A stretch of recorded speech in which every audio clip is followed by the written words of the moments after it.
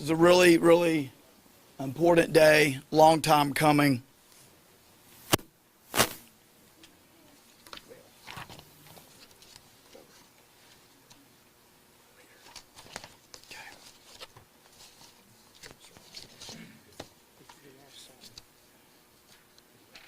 Y'all come on in and just find a place here. Got some, yeah, I think we can, some of you can come over here. As you can see, this is a group effort. It's a team effort. And I'm here today to announce that a few days ago, I launched with our partners here that you see. And we've got law enforcement, prosecutors, and victim advocates. But we launched Operation Obscured Vision, which is a human trafficking investigation, raid, statewide in different locations with partners all over the state. January just happens to be National Human Trafficking Prevention Month. We didn't plan this to be in January. This has been literally about 2 years in the works. But over the last couple of days, we executed search warrants at 12 locations around the state as part of Operation Obscured Vision. And the point of this was to target illicit massage parlors as part of combating human trafficking. We gave aid to 16 victims. We had 17 victims identified. We gave aid to 16. We arrested 4 individuals. We seized $70,000 in cash, some of it Chinese currency, and a luxury vehicle. And before I get into more details, I want to make sure that I thank everybody. So we've got numerous people to thank, and then I'm going to dig into this. But I want to make sure it's very clear that this is a cooperative, collaborative effort. So my office, the Special Investigations Division, led by Chief Bewley and Walter Mahone, been a key part of this. Arkansas State Police, Matt Foster. Okay, if I miss somebody, speak up. Arkansas State Fusion Center. Is anybody here from there? Okay. Jonesboro Police Department. Okay, if you identify yourself. Chief Rick Elliott. Harrison Police Department could not make it. They are literally right now still working one of the cases, and we just had another arrest out of Harrison, correct? Rogers Police Department. Captain Jones. Thank you. Benton County Sheriff's Office. Russellville Police Department. Chief David Ewing. Little Rock Police Department. Assistant Chief Andre Dyer. Hot Springs Police Department. Chief Billy Arbison. And Homeland Security Investigations, our federal partner. Also Major Stacy Rhodes with State Police. Major Stacy Rhodes, State Police, plays a critical role as well. I told him, if I forget anybody, make sure he tells me. Good job. Prosecutors, Sonia Haygood is up here, right behind me. 2nd Judicial District Prosecuting Attorney. Jeff Phillips from the 5th Judicial District. I don't think Jeff's here. Will is here. You can't miss Will. One of my close working partners. David Etheridge, right here. Michelle Lawrence, also couldn't make it. And Brian Sexton. Did Brian make it? There you are. Thank you, Brian.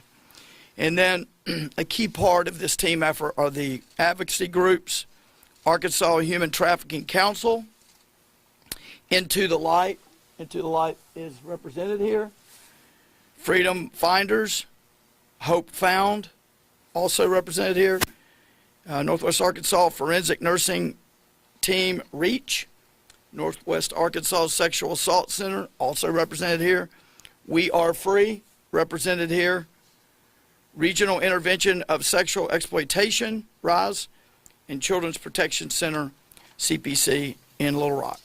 So let me talk about the genesis of this and what happened. Before I came into office, I was very interested in pursuing the human trafficking problem. And when I took over, there were no investigations of human trafficking going on in this office. And the resources were very limited in terms of investigative resources. And so I talked with Chief and I said, I really want to go after some of these illicit massage parlors. I've heard that that's part of the human trafficking problem. He confirmed that. We had a lot of meetings with outside groups, advocacy groups, law enforcement, federal, state, local. And we talked with folks in Northwest Arkansas, FBI and their task force. There was no task force in Central Arkansas on human trafficking when I got here. So I think we need one. We need a group to meet monthly or so. And we started that. You may remember one of the things I like to do is not just have an announcement, but follow up later and tell you what it's done. So it's not just we're going to announce it and nothing ever happens. You may remember we announced STOP, Statewide Tactical Operations Partnership. That's our human trafficking partnership. We've been meeting. And we've been meeting about different things. We've been meeting about what we're seeing. We've been meeting about legislation that we need to pursue. But one of the things that we've been meeting about is how do we get our hands around this problem.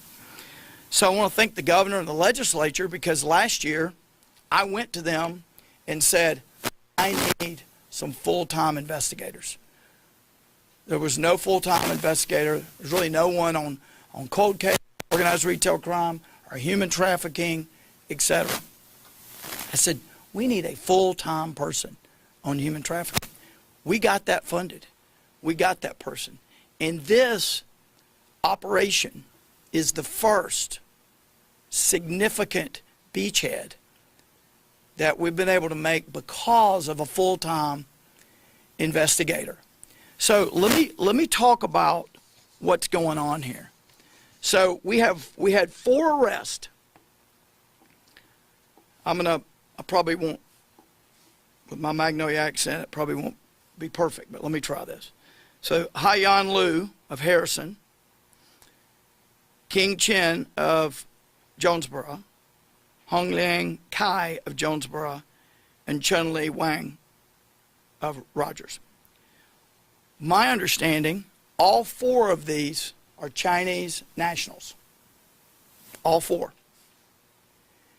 The one that Chun-Li Wang, was she the one just added a few minutes ago? Let's see. No. Yes. Haiyan Liu. Let me give you an example of what we're dealing with here. So Haiyan Liu's 54. Haiyan Liu came to the United States on an asylum. Think about that. What if everybody in China, Chinese national, sought asylum? That's 1 billion people. Came across the border, walked across the border in 2021 on an asylum visa. Went to Flushing, New York. If you've ever been to Flushing, you know that is there's a significant Asian American population there. And made her way here at some point. Now we were told by witnesses, victims, that there are advertisements in mainland China saying, we've got work for you in the United States. And this is the way they do it. They come over seeking asylum and they get into this illicit business, and that is the goal. All indications are that's the goal from the start. They didn't come over to work in some other legitimate company and they got laid off, so they went and did this. This was the plan. As I mentioned, we had significant 1,871 in Chinese currency was seized in Russellville. Mercedes-Benz vehicle was seized in Rogers, and 70,000 US dollars. This money We've got a lot of investigating to do, so I don't want to prejudge. But it appears that this is money, some of which is sent back to China. One of the individuals one of the victims, one of the 17 victims, said that she is forced to work in an illicit massage parlor, just so we know what we're talking about here, 13 hours a day, 7 days a week, every day. That's human. And we were able to obtain significant information from the individuals, the Johns, who were found at these locations, and the victims as well. And again, they range in age from 29 years old to 65 years old. We executed 12 search warrants: Jonesboro, Russellville, Hot Springs, Rogers, Harrison, and a Little Rock hotel. And that was how we got the information, the car, the cash, the Chinese cash, the U.S. cash, a lot of information. Now, when I took office in 2023, we had a legislative session immediately, and we made some changes to human trafficking laws. We've been working on more changes since then. We have some changes we will be announcing in the coming days, but one thing I want to point out,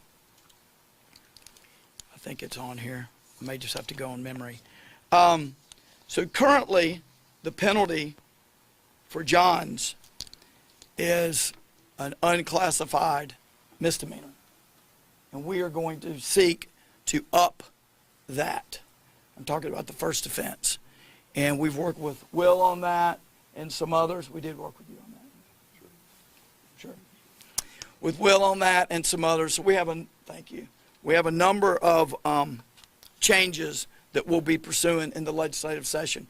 We're not here to discuss all of those today, but we're able, when we do real world work like this, we're able to see where our laws are weak and where they're strong and where we need to improve them.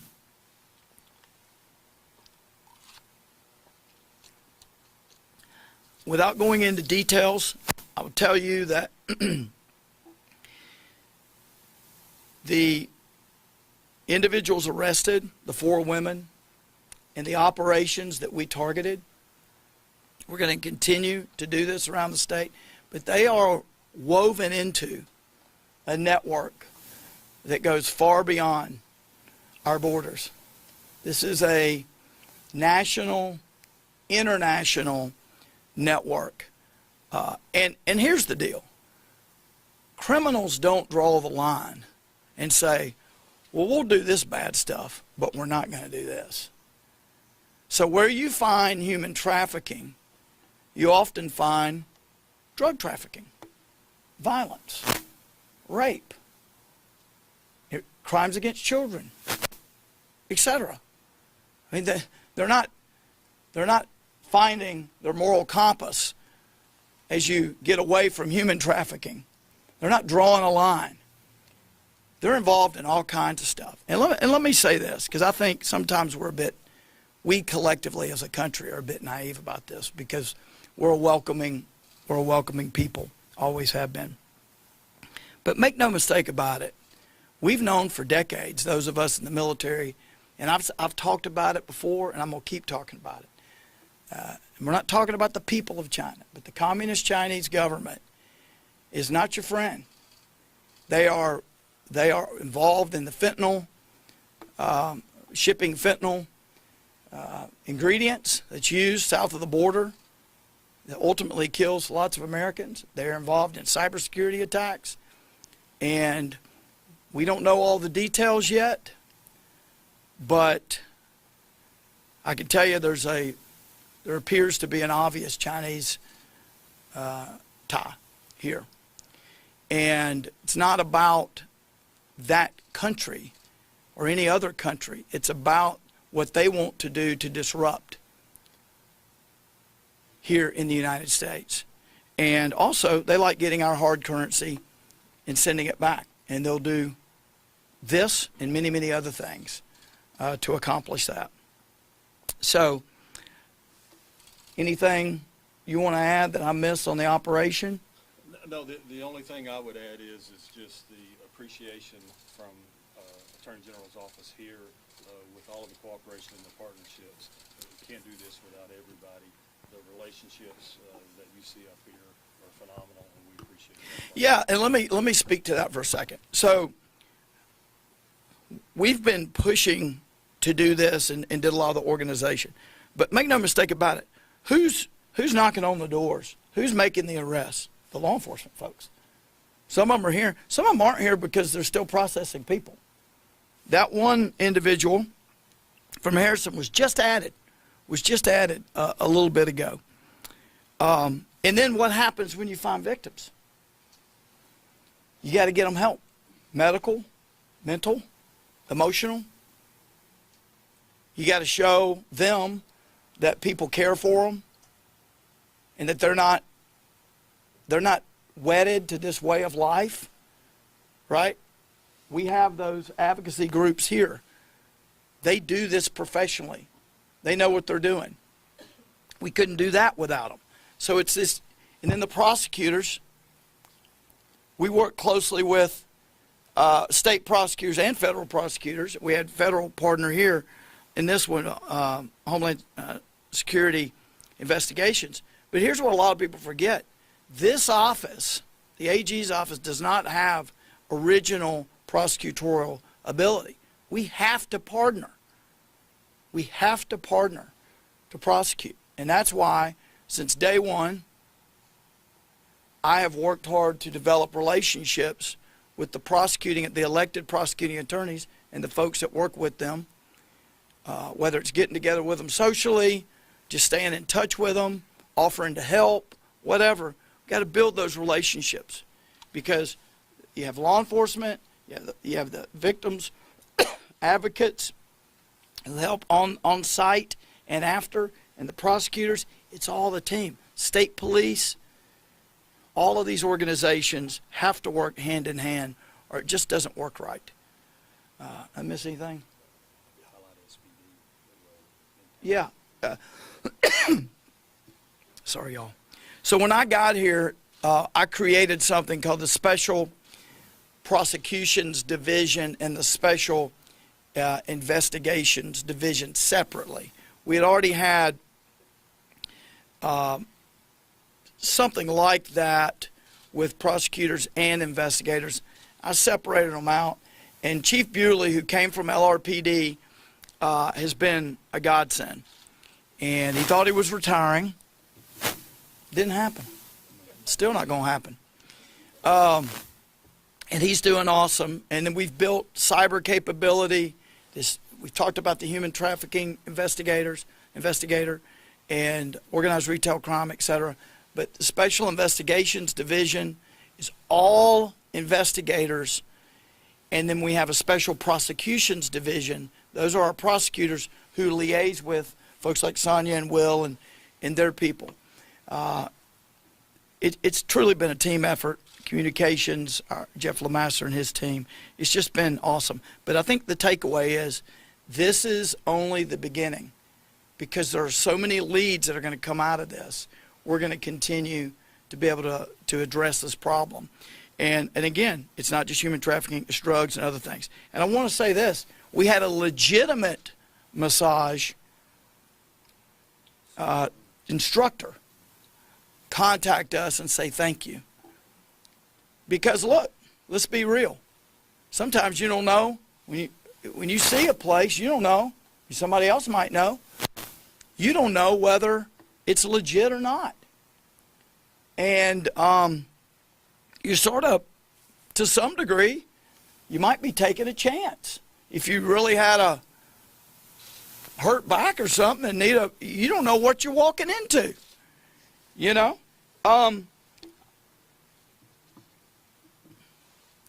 In any event, this is only the beginning. We got a lot to do on this. But I appreciate y'all showing so much interest in this. There are real victims here. These are folks that were looking for, I guess, an alternative to where they were, and this is what they've ended up being. And I have no idea whether they were told this is what they were getting into or not. I doubt it. It doesn't sound like it. In any event, happy to take some questions. Yeah.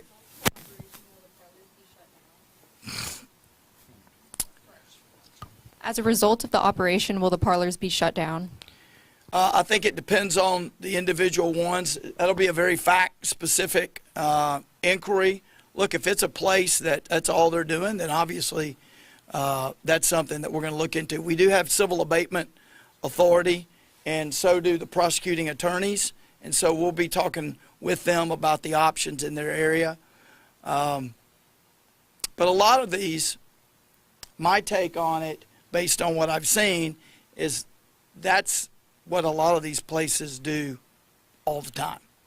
It's not like 90% of the stuff is legit and they just happen to catch them on the wrong day. So in that case, we'll be doing everything we can to stop it. If that means shutting it down, we got to shut it down. Follow-up question. Are the people that you arrested the operators of the parlors? I think ultimately you've got layers of operators, right? Out of state, overseas. My understanding is the individuals, these four, were sort of in charge of that particular location. Fair? Where are the victims now? I don't think we want to get into all that. Many of them are continuing to receive services and work with the private partners, victim advocates. You mentioned accounts of these advertisements in mainland China advertising work. Would that be people like these victims who are coming over here and being exploited, or are those advertisements to get these sorts of things set up and run them? I think we've got to sort through the facts. My take, based on what I was told, evidence indicates that opportunities for work in the U.S. is how it's presented. I don't think they say you want to work in a sex shop. I think they say we've got an opportunity in the United States, and that's very attractive to people living in China who want to start over, want to have some money. Excuse me. So I don't think that the advertisements are telling all the story, Of course. as you would expect. By and large, are these victims U.S. nationals? No? I think all four of these are Chinese nationals. No, sorry, the victims. Oh, I'm sorry. I don't have a breakdown on that. Do you know? And the question again was? Are the victims Chinese nationals? Yes. All of them, or? Yes. Okay, thank you.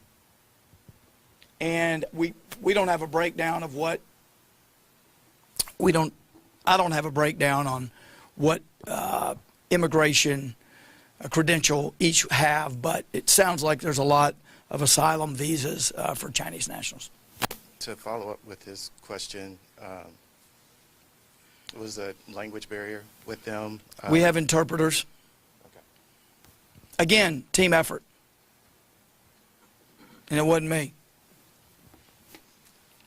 You mentioned there were 17 total victims, but only 16 accepted care. Can you tell us about the other person? We offer care to all of them. And, for whatever reason, I could opine that it's fear or shock or whatever. They have the option of not receiving that care. So I'll just leave it at that. Thank you. I have two. The first one you mentioned, just kind of improving the laws where we're weak at. Is that just more victim protection laws in the sense? That We've already made some changes 2 years ago in session, and I applaud the governor and the legislature on that. We had some proposed changes as it related to victims, but also as it relates to the perpetrators, and we've got some more changes on that. So stay tuned. We'll be rolling, excuse me, we'll be rolling that out. All right, and then final one. You also mentioned that most of them are on visas, and so once they receive all this aid and care and you guys finish your investigation, is there talks that they probably will be sent back to their... That, we will have to discuss that with the federal authorities. That's not under my authority, but federal authorities were involved. HSI was involved. Homeland Security Investigations was involved. But that's something that certainly a conversation we'll have to have. Are you able to tell us which hotel in Little Rock? No. And was there anything in common with a lot of these places? I noticed a few were like open until 9:30. Anything else that kind of linked a lot of them together? I think that a lot of the information that we're learning about their operation and their modus operandi is stuff that, information that we're going to want to sit on for now as we learn more. This is only the beginning, and we've got a lot of leads, a whole lot of leads. The fact that we found Chinese currency, Chinese nationals here on asylum, $70,000 in cash, we had verbal information of these ads in a Mercedes. It tells me there's a much, much bigger story here. And I think almost every one of the individuals came either through LA or New York. Thank you. Is there, so we've been hearing on social media that there, in the same time that this happened, there were ICE raids around the state. This has nothing to do with that. Nothing. I don't know anything about the ICE raids. The ICE was not involved in this. Okay. This is something I've been pursuing since before I was sworn in. Okay. Fair? I bugged him just about weekly for 2 years, at least. Okay. So I'm not saying they weren't doing something, but I have no knowledge of that. A lot of stuff on social media is not accurate. You may have heard that before. I've heard that too. All right, y'all. Thank you for being here. I appreciate it, and I apologize for my voice. But again, without these folks, I'd be standing up here by myself, right? They are critical. They are critical, and they are treasured partners, and this is going to be a long journey. And I think when we start pulling this string, we're going to find all kinds of things on the other end that are horrible, and we're just going to keep doing it. Thank y'all so much.